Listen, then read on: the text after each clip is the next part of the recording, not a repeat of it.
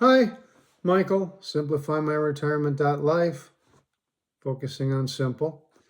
License 2630482, please see my disclaimer. This is me tap dancing.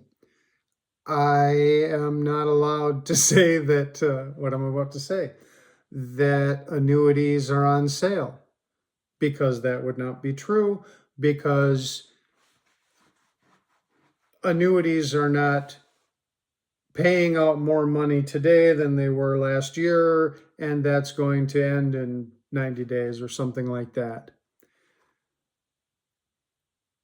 So what's the difference between a sale on something and just an absolute bargain?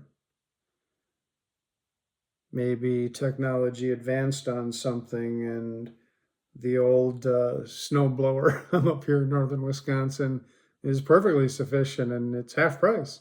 So what about a bargain? That's kind of what I want to talk about. And because we're talking about the future, anytime you talk about the future, there's going to be opinions.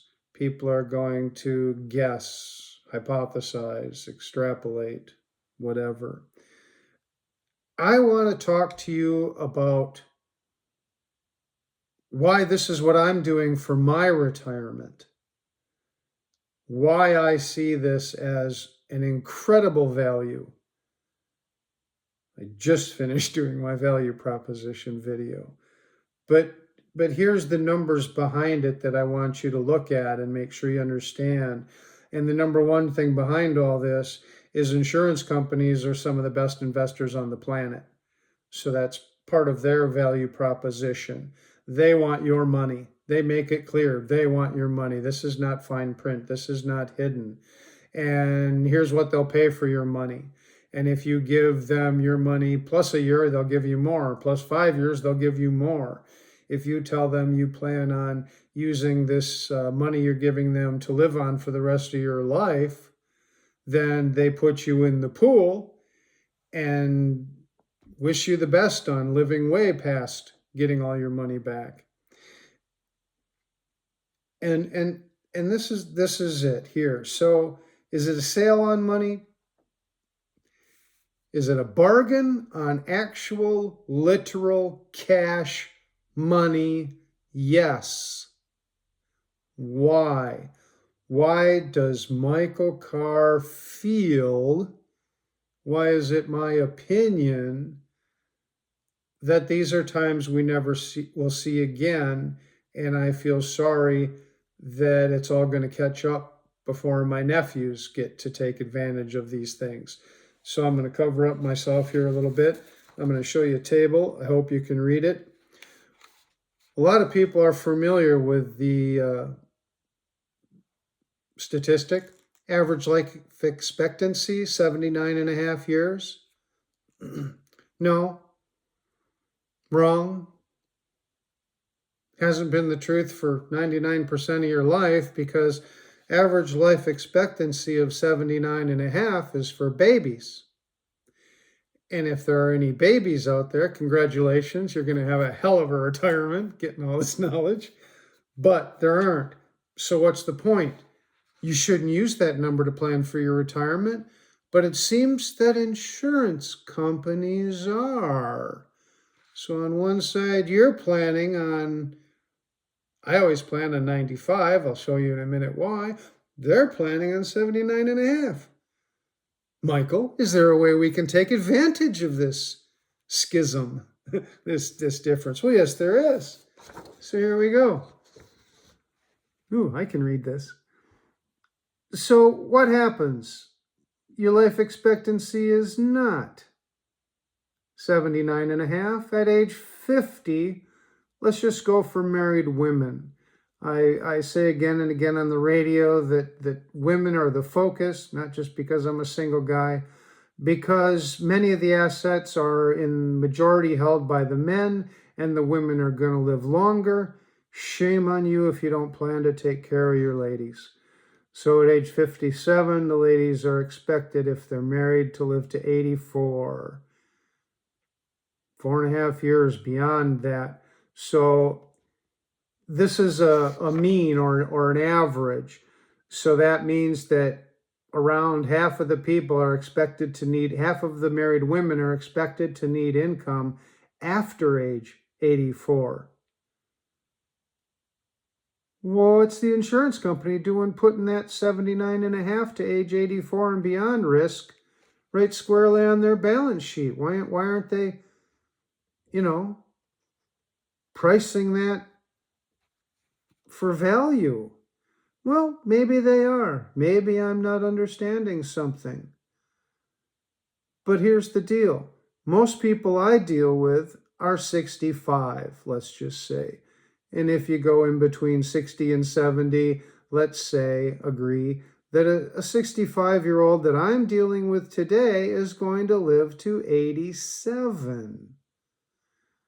Well, 87 is 7.5 years beyond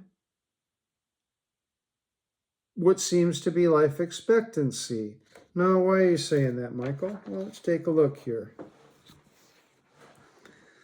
Very simple. We're going to keep it simple. If you're 65, the distance between 79.5, is 14.5 years. Right? So, on the table, they're saying 14.5 years. It seems to me, in my opinion, that that's informing their payout because, as I said, currently 2026 for someone about 65, that's the about sign in science, the wiggly lines, getting about a 7% payout. So 7% times 14.5 years is about 100% of your money back. Huh. Why would they give you all their money back when they know there's 50-50 chance at least that a 65-year-old married woman is going to draw until 87?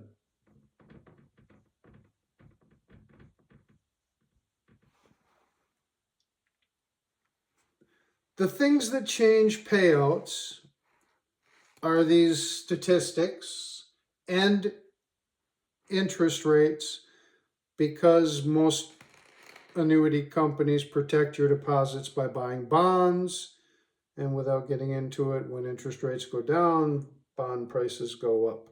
So currently the president's screaming for lower interest rates. If he gets it, his wish, there's a good chance payments may go down below 7%. When the life expectancy tables grow to beyond 79.5, this number will go down.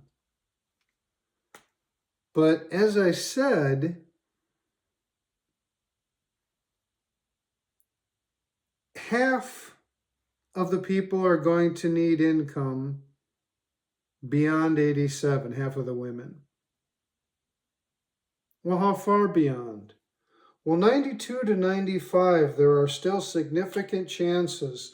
A lot of resources, I'm not going to cite them, show 25% chance to 50% chance that once you hit 80, you're expected to live to 92 to 95. This table says 91. My dad is 92, still going strong. Not really hindered in any way other than the structure's weakening, I guess. The mind is sharp, and he still drives and fishes and all kinds of things, goes up and down stairs. But do you see why I say that now is like a golden opportunity? I firmly believe that whenever they start reviewing these things, they're going to see that they're kind of leaving themselves on the hook statistically for, 7.5 years for a married woman. But we see this in real life. This isn't an opinion. We see people eating better. We see people smoking less, drinking less, exercising more, understanding the body better, nutrition better, knowledge much easier to access. All these driving forces behind the fact that 10 years from now, if I print up this exact same table, all those numbers of life expectancy will be higher because we will have discovered, invented, created, whatever, more knowledge, information, access, supplements, all these things. And so, yes, it seems to me that you can get a lot of money for less money.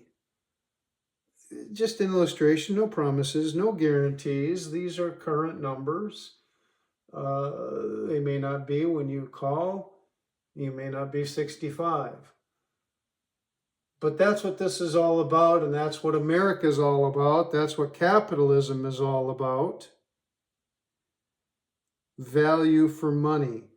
Look at the value proposition video, and this is basically an illustration of that video.